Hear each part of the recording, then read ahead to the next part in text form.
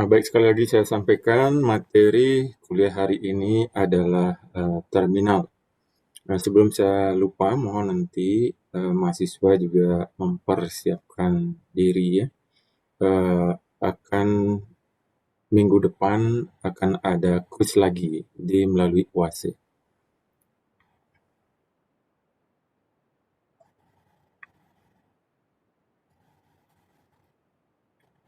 Saya akan mulai dengan definisi dari terminal. Terminal sebagai suatu fungsi dari sistem transportasi. Kegunaannya ini apa? Jadi menerima benda yang akan dipindahkan ke dalam sistem dan mengeluarkannya dari sistem pada akhir perjalanan.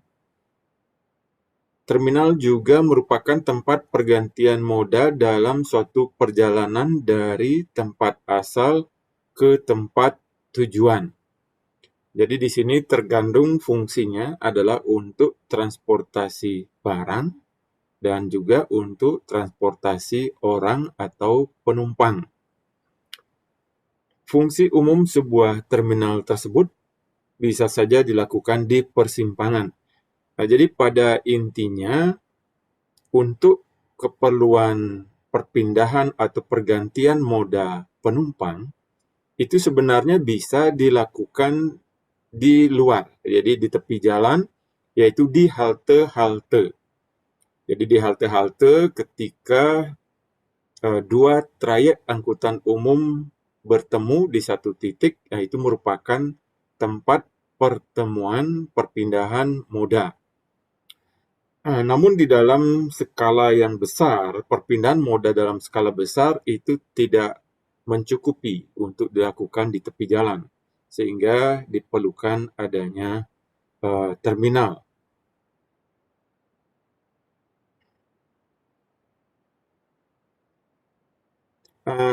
Kalau di beberapa negara ya, jadi seperti misalnya di kota Sydney, Australia misalnya, terminal itu hanya ada di pusat kota. Jadi di pusat kota ada terminal besar. Di sanalah tempat perpindahan moda transportasi dari kereta api, kemudian ke bus, kemudian ke tram, ke monorail dan sebagainya. Jadi berlangsung di pusat kota. Jadi terminal itu hanya ada di pusat kota. Kemudian juga di tempat lain seperti apa? Jadi di tempat lain dia hanya berupa perhentian bus atau halte. Jadi tempat perpindahan modanya adalah di titik-titik halte saja. Nanti kita akan bahas ya terkait terminal. Kalau di negara barat tidak kelihatan seperti ada terminalnya ya, karena dia sudah dikombinasikan. Misalnya dikombinasikan dengan pusat perbelanjaan. Di atasnya pusat perbelanjaan, di bawahnya ada tempat perpindahan moda, sehingga tidak eksplisit seperti terminal yang ada di Bali, seperti terminal Ubung, terminal Mengwi, jadi tidak eksplisit seperti itu. Tetapi dia menjadi satu kesatuan dengan aktivitas seperti pusat perbelanjaan. Jadi pada suatu sistem transportasi yang lebih rumit, jadi dibandingkan dengan perpindahan di halte tadi, di mana terdapat banyak arus lalu lintas dan berbagai kepentingan di dalamnya, sehingga tidak memungkinkan perpindahan moda itu dilakukan di tepi jalan ya, tanpa menimbulkan hambatan bagi lalu lintas lainnya. Untuk memberikan rasa aman, nyaman, dan teratur bagi semua pihak yang terlibat, maka diperlukan tempat khusus untuk melakukan kegiatan perpindahan moda tersebut.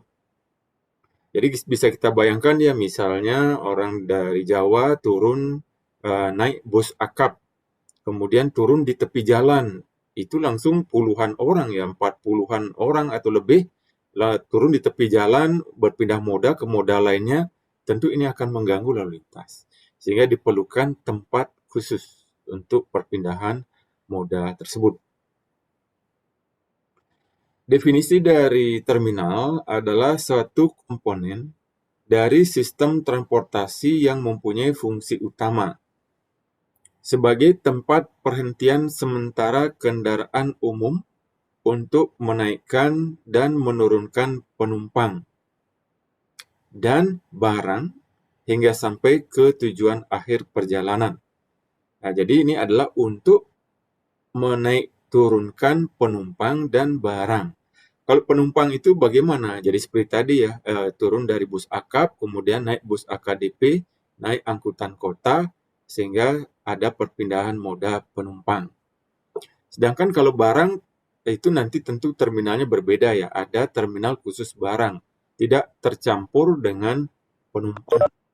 Jadi terminal barang itu konsepnya juga sama. Jadi barang dari Jawa diturunkan dulu di terminal, sehingga di terminal barang ini harus ada pergudangannya. Jadi ada gudang-gudang. Kemudian para distributor tinggal kemudian mengambilnya di gudang yang ada di terminal barang.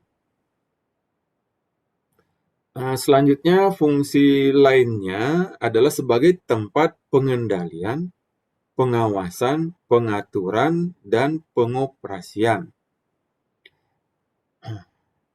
sistem arus angkutan penumpang dan barang. Jadi tempat pengendalian ya, bagaimana mengendalikan pengaturan dari segi waktunya terkait dengan keberangkatan penumpang, siapa yang harus kemudian berangkat duluan, penjadwalannya, kemudian bagaimana menjamin supaya tidak terjadi perebutan penumpang dan sebagainya, itu tempat pengendalian.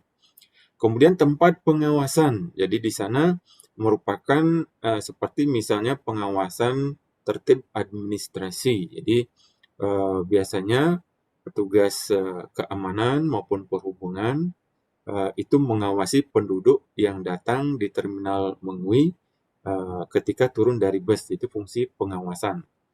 Termasuk juga nantinya ketika musim pandemi ya, termasuk pengawasan apakah sudah membawa surat keterangan pemeriksaan terkait COVID. Kemudian pengaturan, jadi pengaturan tadi ya, seperti juga halnya di pengendalian, ada pengaturan jadwal kedatangan, pengaturan jadwal keberangkatan, baik akap maupun AKDP maupun angkot. Kemudian pengoperasian, jadi untuk mengoperasikan dari angkutan umum tersebut. Hal yang sama juga berlaku untuk barang. Jadi ketika barang itu datang dari Jawa ke Bali, kenapa harus masuk ke terminal kargo Denpasar? Jadi terminal kargo, terminal barang yang ada di kota Denpasar itu letaknya di Jalan Gunung Galunggung. Ya. Jadi dari Ubung itu masih ke utara lagi sedikit, kemudian ke arah barat. Di sebelah pasar Batu Kandik itu adalah terminal barang. Nah, ini adalah definisi berdasarkan Departemen Perhubungan Direktorat Bina Sistem Prasarana tahun 1990. Sesuai dengan fungsi sebagai tempat pemberhentian sementara, maka di dalam terminal akan terjadi perpindahan penumpang. Jadi kalau terminal barang akan terjadi perpindahan barang dari satu moda ke moda angkutan lainnya, sehingga tujuan efisiensi perjalanan dapat tercapai. Kenapa tidak langsung saja misalnya bus akap itu masuk ke pusat kota Denpasar? Jadi kita ketahui bersama bahwa pusat kota Denpasar itu kapasitas jalannya terbatas. Kemudian juga terjadi kemacetan. Sehingga ketika bus-bus besar masuk ke pusat kota Denpasar, tentu akan menambah beban lalu lintas. Sehingga perlu dilakukan perpindahan moda menggunakan moda yang lebih kecil di terminal Mengui. Jadi bus akap dari Jawa sampai ke terminal Mengui, dari terminal Mengui kemudian diganti dengan misalnya menggunakan bus Transmetro Dewata sampai kemudian ke Ubung. Dari Ubung kemudian dilanjutkan dengan menggunakan angkot yang untuk sampai ke tempat tujuan. Berdasarkan tuntutan tersebut di atas, maka terminal harus mampu menampung, menata, mengendalikan, serta melayani semua kegiatan yang terjadi akibat adanya perpindahan kendaraan. Jadi seperti tadi, apa saja kira-kira aktivitas yang diperlukan untuk keperluan perpindahan penumpang dari satu moda ke moda lainnya.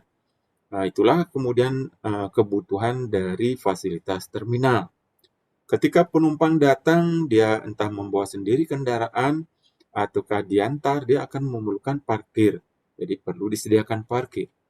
Dari parkir kemudian akan membeli tiket, sehingga perlu disediakan loket-loket tiket.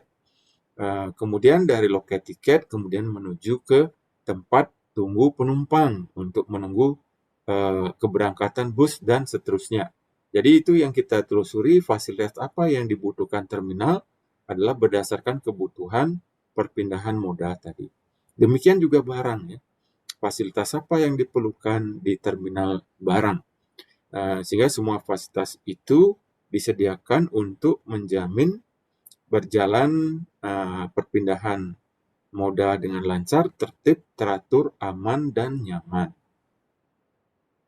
Nah, ini secara teoritis seperti ini ya. Kita mungkin adik-adik mahasiswa ya ketahui juga beberapa waktu lalu ya di Terminal Ubung itu sempat dikuasai oleh premanisme. Ya. Jadi yang mengelola terminal itu adalah preman. Jadi ini yang sering kali terjadi di terminal-terminal. Sehingga sempat terjadi antar preman kemudian bentrok, bahkan ada yang saling tebas dan meninggal dunia.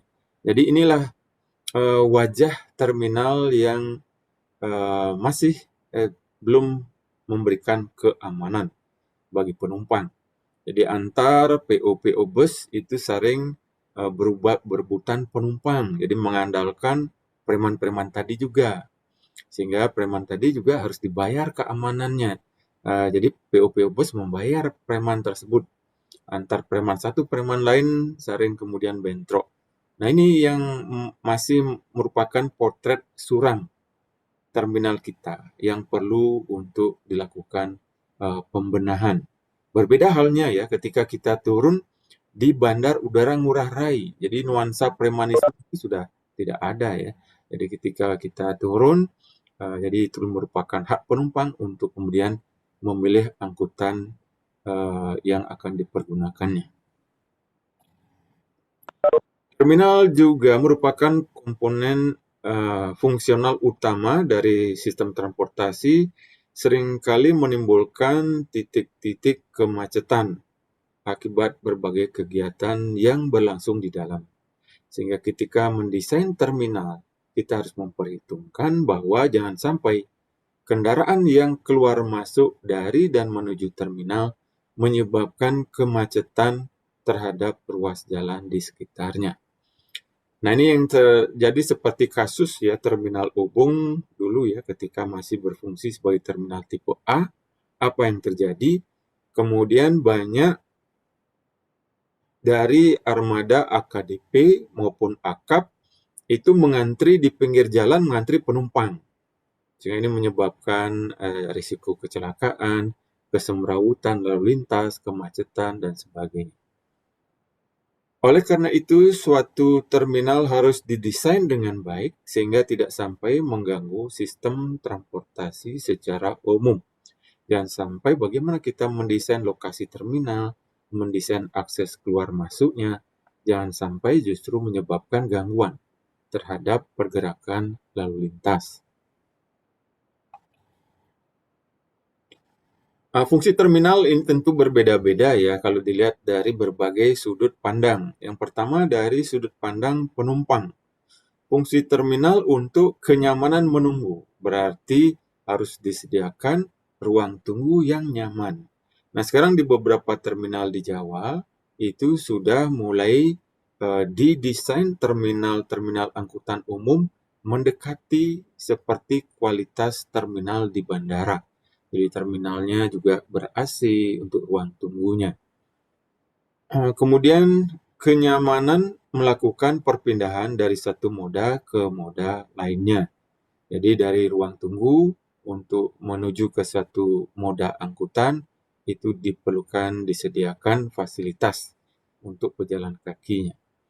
Sebagai tempat tersedianya berbagai fasilitas dan informasi, misalnya pelataran, ada teluk, tempat untuk mengantri busnya, kemudian ada ruang tunggu penumpang, papan informasi, toilet, kios, loket, fasilitas parkir, dan sebagainya.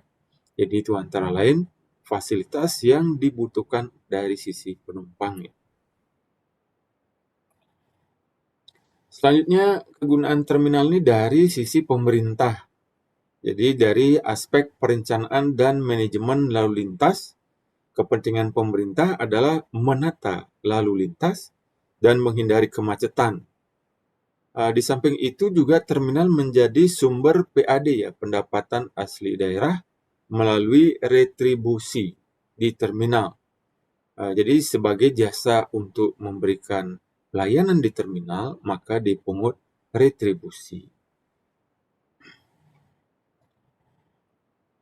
Yang ketiga, bagi operator angkutan umum. Jadi bagi pemilik maupun yang mengoperasikan dari angkutan umum, terminal itu berfungsi pengaturan pelayanan angkutan umum, penyediaan fasilitas untuk istirahat, jadi istirahat bagi supir, tempat parkir bagi angkutan umum, informasi bagi awak kendaraan umum, serta fasilitas pangkalan.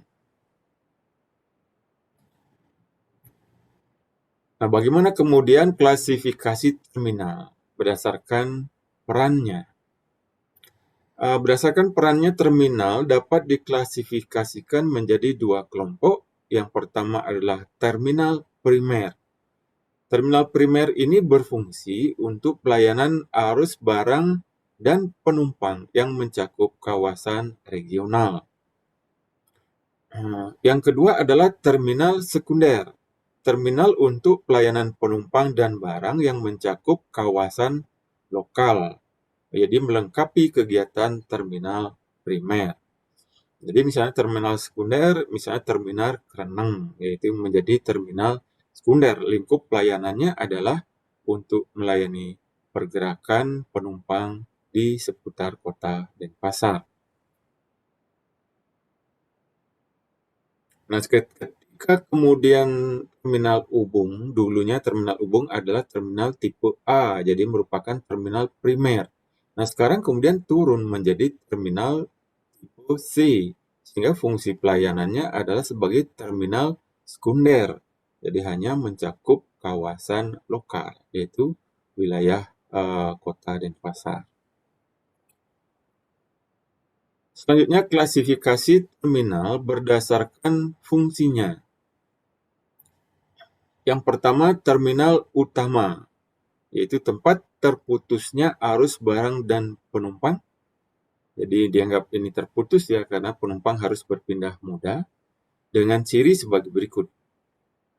Yang pertama, berfungsi sebagai alat pengatur angkutan yang bersifat melayani arus angkutan barang dan penumpang dalam jarak jauh dan volume tinggi.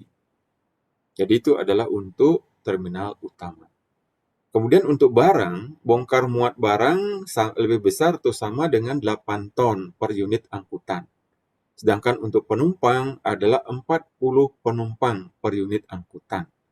Jadi ini artinya apa? Kalau dilihat dari jumlah penumpang 40 unit, 40 penumpang per unit angkutan, berarti ini adalah bus besar. Jadi seperti bus-bus akap, berarti itu pelayanannya di terminal utama.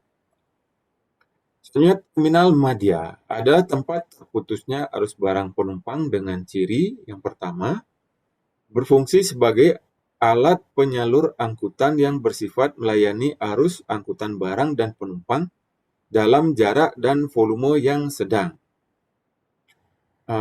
Bongkar muat barang lebih besar atau sama dengan 5 ton per unit angkutan, sedangkan penumpang 20 penumpang per unit angkutan. Jadi ini 20 penumpang ini seperti bus-bus KDP ya. Jadi bus-bus Isuzu itu kapasitasnya kurang lebih 20 penumpang. Jadi ini adalah pelayanan bus sedang yang melayani misalnya pergerakan antar kota, kabupaten di dalam provinsi, jadi AKDP. Kemudian terminal cabang adalah tempat terputusnya arus barang dan penumpang dengan ciri sebagai penyalur angkutan yang bersifat melayani arus angkutan barang dan penumpang yang jarak pendek, volumenya kecil. Jadi ini hanya melayani misalnya lingkup pergerakan masyarakat di dalam wilayah kota Denpasar. Bongkar muat barang sekitar 2,5 ton per unit, sedangkan penumpang 10 penumpang per unit angkutan. Jadi ini adalah kalau dilihat dari sisi angkutan umum, berarti ini adalah mobil penumpang umum atau MPU. Jadi angkot-angkot itu angkot itu masuk ke dalam mobil penumpang umum atau disingkat MPU.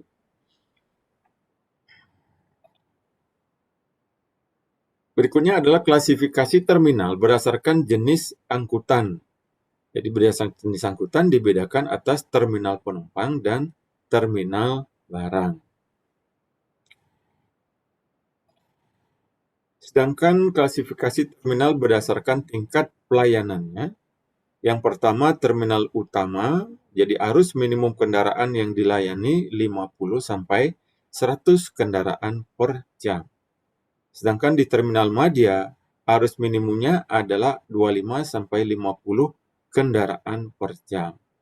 Sedangkan untuk terminal cabang, arus minimum kendaraannya kurang dari 25 kendaraan per jam.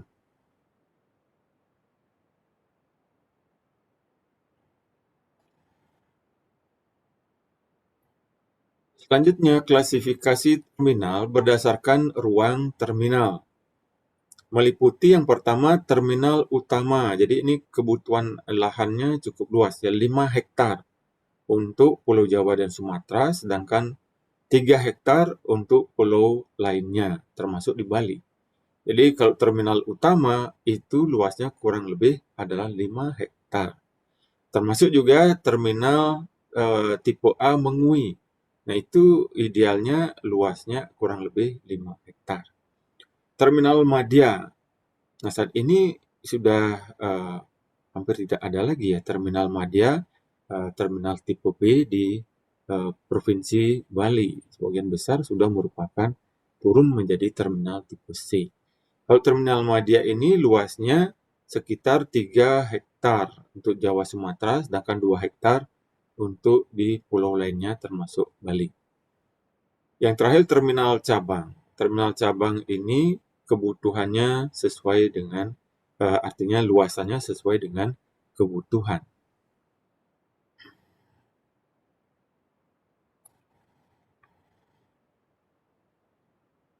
Kriteria untuk pembangunan terminal, yang pertama, terminal harus dapat menjamin kelancaran arus angkutan baik penumpang maupun barang. Jadi persyaratan kelancaran.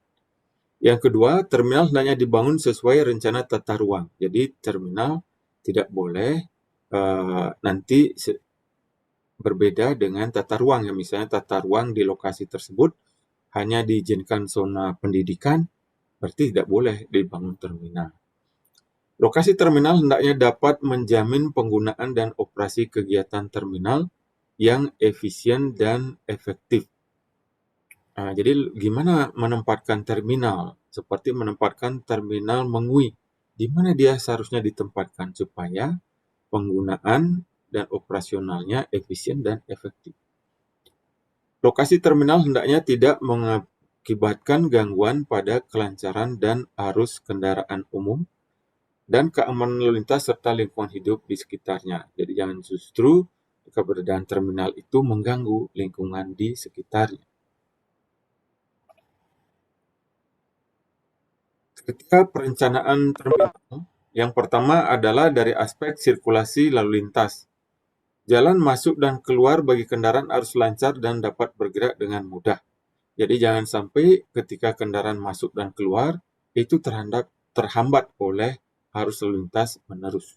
Oleh sebab itu, maka lokasi dari terminal itu tidak boleh langsung di pinggir jalan. Ya.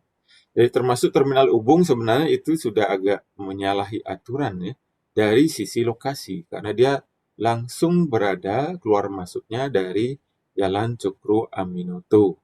Nah itu sebabnya antara lain maka jalan keluar terminal Ubung sekarang dipindah, ya, tidak lagi masuknya dari Cokro Aminoto, tetapi keluarnya ke belakang lewat jalan Pidade. Jalan masuk dan keluar bagi penumpang kendaraan umum harus terpisah antara jalan keluar dengan kendaraan pribadi. Jadi jangan sampai tercampur, ya, antara kendaraan pribadi dan angkutan. Kendaraan di dalam terminal harus dapat bergerak tanpa halangan yang tidak perlu. Sistem sirkulasi dalam terminal memisahkan jalur bus atau kendaraan dalam kota dengan jalur bus antar kota berdasarkan jumlah dan arah perjalanan, frekuensi, waktu yang diperlukan bagi naik turun bagi penumpang. Selanjutnya, pengumutan retribusi terminal itu tidak boleh menimbulkan kemacetan atau menghalangi sirkulasi lalu lintas, sehingga pemungutan retribusi ini dilakukan di dalam terminal, cukup jauh dari pintu masuk. Jadi seringkali juga pemungutan retribusi dilakukan adalah di titik sebelum pintu keluar, sehingga intinya jangan sampai dekat pintu masuk sehingga menyebabkan antrian panjang di pinggir jalan. Parkir kendaraan serta proses menaik turunkan penumpang tidak boleh mengganggu kelancaran sirkulasi kendaraan dan tetap memperhatikan keamanan penumpang. Luas bangunan ditentukan menurut kebutuhan pada kondisi jam puncak. Berdasarkan kegiatan yang pertama, sirkulasi penumpang, pengantar, penjemput, barang, dan pengelola terminal. Yang kedua, macam tujuan dan jumlah trayek, motivasi perjalanan, kebiasaan penumpang, beserta fasilitas penunjangnya. Selanjutnya, tata ruang dalam dan luar bangunan terminal harus memberikan kesan nyaman dan akrab. Nah, inilah yang belum bisa diberikan untuk tata ruang terminal saat ini, yang perlu ke depan segera dibenahi. Yang berikutnya, luas pelataran terminal ditentukan berdasarkan kebutuhan pada kondisi puncak, sehingga pada kondisi di luar puncak pun itu akan masih memadai. Luas pelataran yang diperlukan meliputi untuk pelayanan frekuensi keluar masuk kendaraan, lamanya waktu naik turun penumpang, lamanya waktu bongkar muat barang, banyaknya jurusan yang perlu ditampung dalam sistem jalur. Yang ketujuh, sistem parkir kendaraan di dalam terminal harus ditata sedemikian rupa sehingga rasa aman mudah dicapai, lancar dan aman terasa di dalam terminal. Nah, fasilitas apa saja yang ada di dalam terminal penumpang? Yang pertama adalah fasilitas utama, yaitu fasilitas yang mutlak harus ada dalam suatu terminal yang dalam rangka memberikan pelayanan bagi masyarakat. Fasilitas utama ini meliputi antara lain, jadi ini ya, ada sekitar 25, mulai dari kantor operasi, menara pengawas, pos pengecekan, ruang istirahat, dan seterusnya, sampai yang ke-25 ini ada kantor pos. Jadi bahkan di dalam terminal pun juga idealnya perlu disediakan kantor pos. Jalur pemberangkatan kendaraan umum disediakan untuk angkutan umum menaikkan menurunkan penumpang dan memulai perjalanannya. Jalur kedatangan adalah pelataran yang disediakan oleh angkutan umum untuk menurunkan penumpang dan juga merupakan titik akhir perjalanan angkutan umum. Jalur tunggu kendaraan umum yaitu pelataran bagi angkutan umum bersiap menuju jalur pemberangkatan. Berfungsi juga sebagai tempat istirahat bagi angkutan umum beserta awak.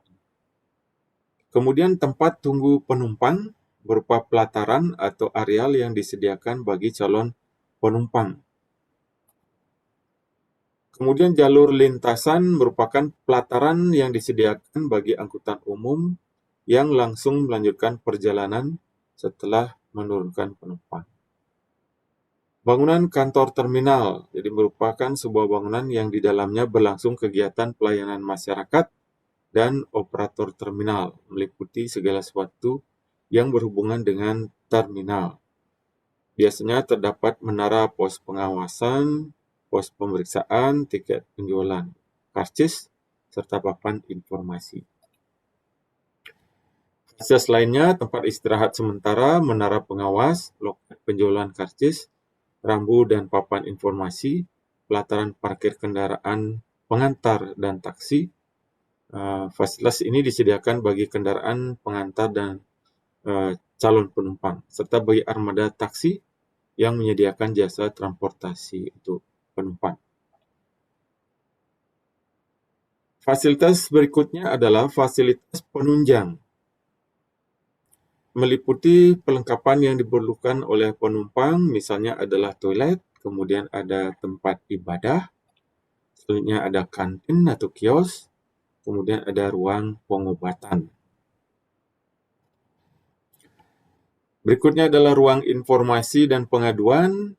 Ruang informasi misalnya mengenai kegiatan yang ada terminal, trayek yang dilayani, biaya transportasi, dan sebagainya, serta untuk menerima pengaduan dari masyarakat terhadap keluhan-keluhan dalam pelayanan terminal.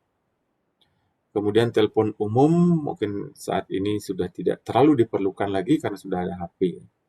Kemudian taman. Nah, ini paling tidak itu 30% dari luasan terminal itu dipergunakan untuk taman.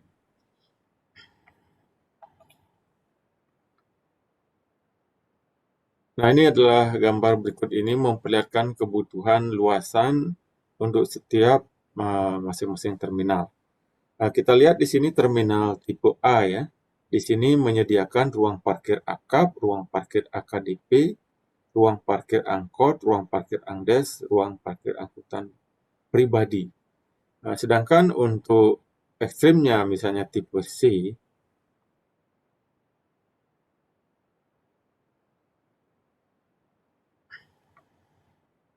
jadi yang dibutuhkan ini adalah ruang parkir angkutan kota atau angkutan pedesaan, ruang parkir angkutan pribadi, dan seterusnya. Jadi ini adalah perbedaan luasan tipe A, tipe B, dan tipe C. Jadi sebagai ilustrasi, tipe A saat ini adalah terminal Mengui. Sedangkan tipe B, nah inilah yang kemudian tidak ada di kota Denpasar. Ada langsung tipe C. Kenapa sih tipe B ini tidak ada? Jadi misalnya terminal Ubung. Terminal Ubung dulunya itu dari A turun menjadi tipe B. Sedangkan sesuai peraturan, terminal tipe B itu dikelola oleh provinsi. Sehingga Kota Denpasar harus menyerahkan aset-aset terminal Ubung ke provinsi. Nah, itu yang tidak diinginkan oleh Pemkot Denpasar karena harus menyerahkan asetnya ke provinsi. Akhirnya terminal Ubung diturunkan menjadi terminal tipe C. Jadi ketika dia terminal tipe C, maka kebutuhan luas lahannya misalnya di sini 11.000 meter persegi. Kalau tipe B 35.000, kalau tipe A 47.000 meter persegi.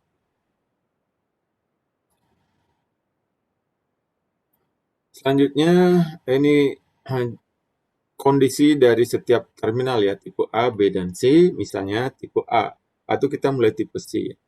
Tipe C itu jaringan yang trayek dilayani adalah angkot atau angdes. Saya sudah jelaskan ya perbedaan antara angkot dan angdes. Kalau melayani sebuah kota namanya angkot, tetapi melayani sebuah kabupaten secara keseluruhan itu namanya angdes. Misalnya Buleleng ya, Kabupaten Buleleng itu sudah membedakan ada memang layanan angkot, kemudian ada layanan angdes. Jadi angkot hanya bersirkulasi di kota Singaraja, sedangkan angdes bisa bergerak dari kota Singaraja ke kota-kota kecamatan lainnya di dalam kabupaten. Jadi terminal tipe C melayani angkot angdes, tipe B AKDP plus tipe C, berarti angkot dan angdes. Tipe A adalah akap plus tipe B. Nah, dari sisi lokasi, kalau tipe A dia harusnya berada di sekitar jalan arteri primer. Tipe B bisa jalan arteri atau kolektor primer. Tipe C, dia berada pada jalan kolektor atau lokal sekunder, jadi jalan kota dan pasar. Nah, termasuk di sini kelas jalan ya, minimal kelas 3. Sekarang tidak ada lagi istilah 3A, B, C, tetapi yang ada jalan kelas 3, kelas 2. Kemudian yang keempat, jarak minimum antar terminal. Jadi tipe A 20 km, jadi minimal.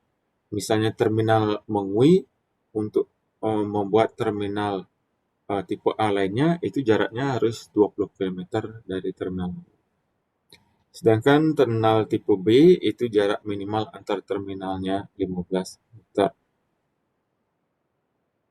Luas lahan tadi sudah saya sampaikan ya, 5 hektar untuk tipe A, 3 hektar untuk tipe B, dan sesuai permintaan untuk terminal tipe C. Berikutnya adalah hubungan kedekatan aktivitas, activity relationship chart, atau sering disingkat ARC. Nah, ini juga sering disebut sebagai ARD, Activity Relationship Diagram. Jadi maksudnya sama. Nah, misalnya Anda nanti membaca ARC maupun ARD, itu maksudnya adalah sama.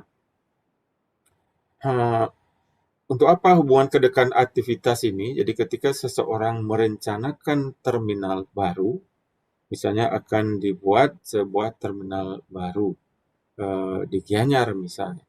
Nah, sehingga lokasi-lokasi mana yang harus berdekatan, mana boleh berjauhan, itu yang harus dipahami dulu. Yang pertama, kondisi absolut atau mutlak, jadi hubungan kedekatan antar fasilitas sistem mutlak berdekatan. Nanti kita lihat. Penting sekali adalah penting berdekatan tetapi tidak mutlak diperlukan. Penting hubungan kedekatan antar fasilitas penting tetapi tidak penting sekali. Dilambangkan dengan huruf C, yaitu jadi A, tadi B, kemudian C. Selanjutnya huruf D, biasa. Jadi hubungan kedekatan antar sistem yang tidak penting untuk berdekatan. Kemudian yang E, tidak dipentingkan. Jadi hubungan kedekatan antara fasilitas sistem tidak dipentingkan untuk berdekatan. Kemudian yang nomor 6, tidak ada hubungannya, jadi hubungan kedekatan antar fasilitas sistem tidak ada, sehingga tidak perlu lokasinya itu berdekatan. Jadi nanti di sini akan diidentifikasi berdasarkan diagram ARC, bangunan apa yang harus letaknya berdekatan dan bangunan apa yang boleh berjauhan. Ini adalah bagian dari ARC. ARC kita lihat, kita kemudian di sini ada 14 fasilitas. Diagram hubungan kedekatan aktivitas atau activity relationship diagram atau activity relationship chart, bisa saja seperti tadi ya, merupakan diagram yang menggambarkan penempatan fasilitas sistem dari peta hubungan kedekatan dalam bentuk blok diagram. Jadi misalnya ini ya, alur pemberangkatan kita langsung lihat di sini dengan areal penumpang menunggu. Dia adalah A, berarti dia posisinya mutlak harus berdekatan lokasinya. Sedangkan misalnya area pemberangkatan nomor 1 dengan area bus menunggu, tidak harus dia berdekatan. Sehingga di sini hubungannya dia adalah C. Nah, kira-kira seperti itu ya penjelasannya. Nah, tabel ARD atau ARC tadi juga digambarkan dengan menggunakan tabel ini. Jadi ini yang menunjukkan diagram kedekatan. Misalnya, areal pemberangkatan dengan yang nomor 5 itu memiliki nilai A. Kita lihat area pemberangkatan dengan nomor 5, area penumpang menunggu, nilainya A. Itu artinya apa? Artinya ketika kita mendesain terminal, areal pemberangkatan itu harus dekat lokasinya dengan areal penumpang menunggu. Nah, jadi saya kira seperti itu ya, yang untuk yang A, B, C, D, E, F ini silakan dipelajari sendiri. Intinya tabel ini menjelaskan diagram yang sudah dibuat. Jadi ini contoh activity relationship diagram ya, menunjukkan pergerakan aktivitas bus maupun aktivitas penumpangnya. Nah, jadi aktivitas penumpang yang datang itu akan ke tempat parkir dulu, terus ke peron, kemudian dari peron ke loket, kemudian menuju areal menunggu penumpang, selanjutnya baru menuju areal keberangkatan.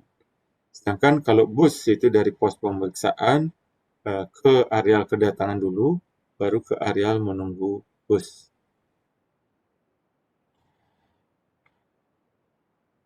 Nah, fasilitas yang harus ada dalam terminal barang ini cukup banyak ya, harus ada 24 fasilitas.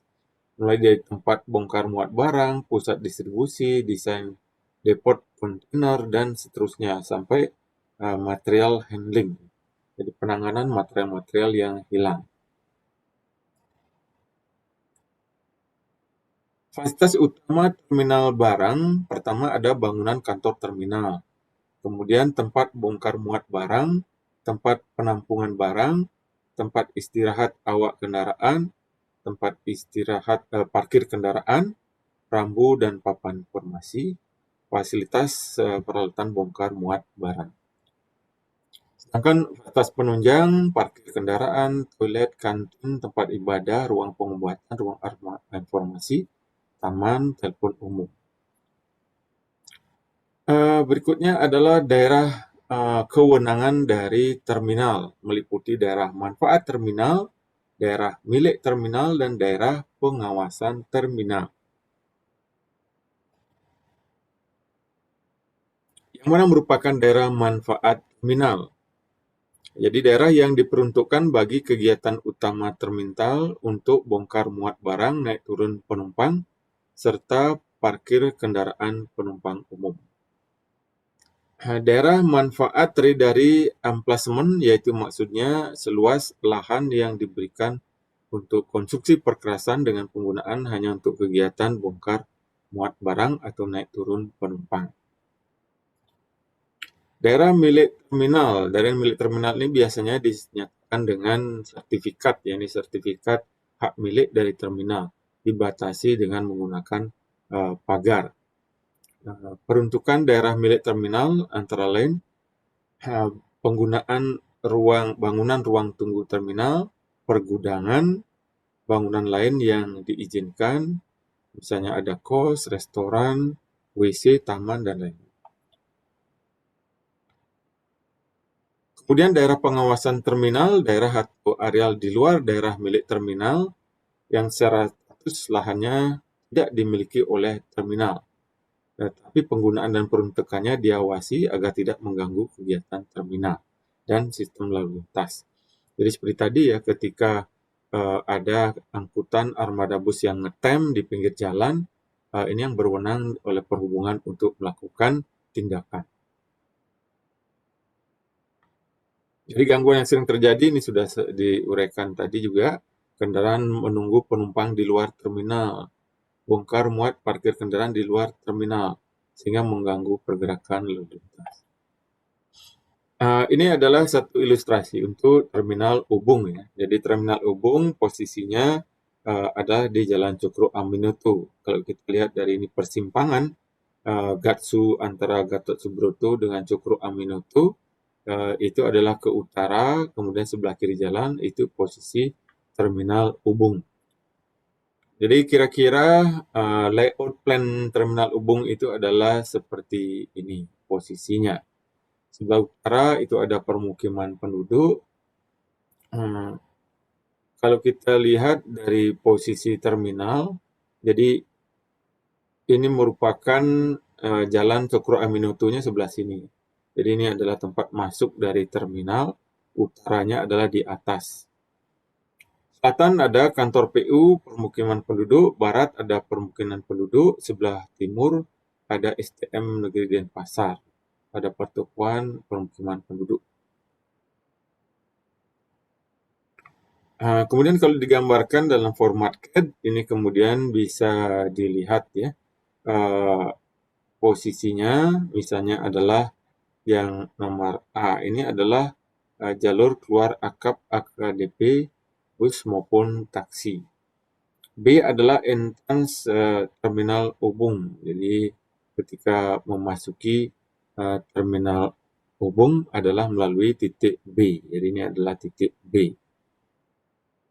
Nah dulu ini yang masih yang lama ya. Jadi dulu dia masih keluarnya dari titik A, dari pintu gerbang utara. Nah sekarang ini sudah ditutup supaya tidak terjadi kendaraan yang ngetem di pinggir jalan, maka dialihkan ke arah belakang. Jadi keluarnya ke arah belakang.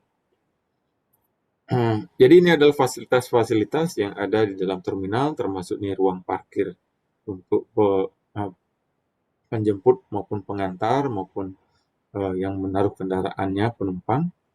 Kemudian ini adalah parkir daripada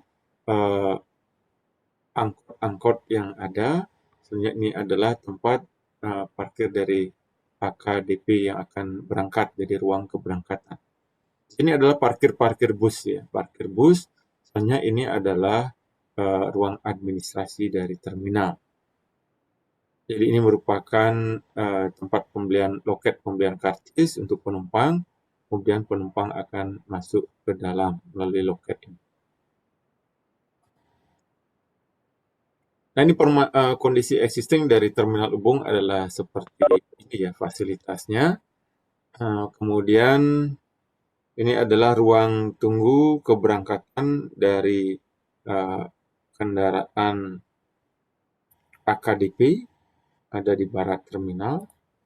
Kemudian ini adalah fasilitas-fasilitas pendukung termasuk tempat makan, tempat berjualan pakaian dan sebagainya. Jadi kita lihat kondisinya ini cukup semeraut ya, kondisi existing, parkirnya juga belum tertata. Nah ini yang kemudian diupayakan untuk menatanya ke depan. Jadi ini kondisi dari terminal Ubung, ini adalah titik pintu keluar terminal Ubung. Ini tadi adalah angkutan kota yang melakukan ngetem di terminal Ubung. Terminal Ubung tadi sudah saya sampaikan, tadinya terminal tipe A, turun menjadi tipe B, turun lagi menjadi tipe C. Karena ini pemerintah Kota Denpasar tidak mau menyerahkan asetnya ke provinsi, sehingga turun menjadi tipe C. Terminal Mengui ini adalah terminal tipe A, jadi terminal utama. Jadi ini adalah peta lokasi dari terminal Mengui, kemudian ini adalah jalan masuk ke area terminal. Nah ini merupakan contoh pembangunan yang ideal dari sisi aksesnya. Jadi terminal ini tidak dibangun di pinggir jalan utama, sehingga supaya tidak terjadi konflik pergerakan. Tapi terminal dibuat masuk ke dalam, jadi menggunakan jalan ini. Jadi ini adalah tampak depan dari terminal, ini adalah tempat keberangkatan AKDP maupun AKAP. Misalnya ini adalah ruang tunggunya, jadi ruang tunggu cukup nyaman. Inilah antara ruang tunggu dan ruang pemberangkatan ini harus relatif berdekatan. Sehingga penumpang nyaman, begitu nunggu di sini langsung bisa naik ke bus.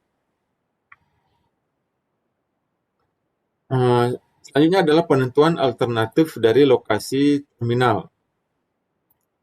Yang pertama berdasarkan tata guna lahan. Tata guna lahan ditunjukkan dengan angka banding dasar bangunan ABDB yang menggambarkan perbandingan antara luas bangunan dengan luas area lokasi terminal yang diusulkan.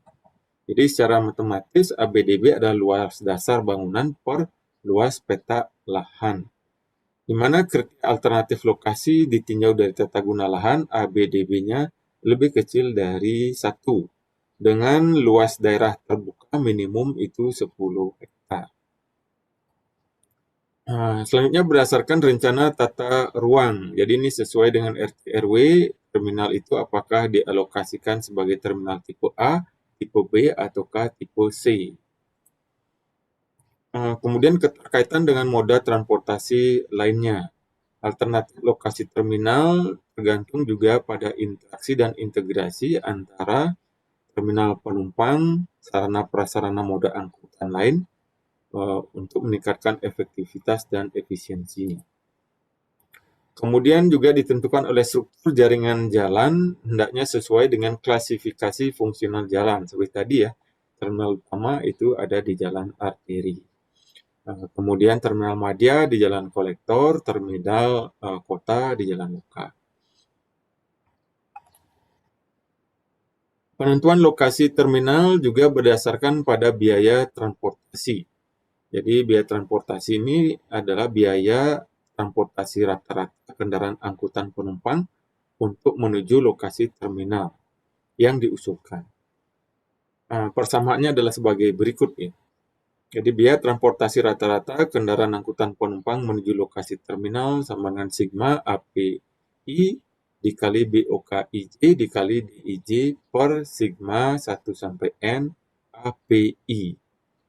Jadi inilah penjelasan masing-masing.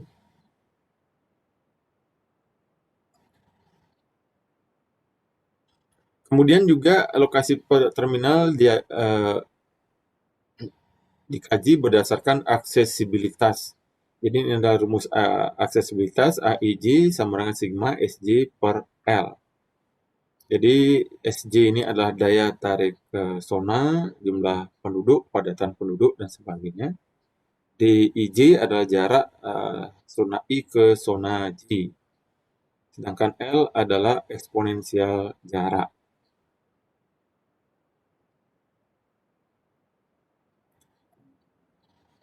Jadi demikian ya materi kuliah untuk hari ini terkait dengan terminal.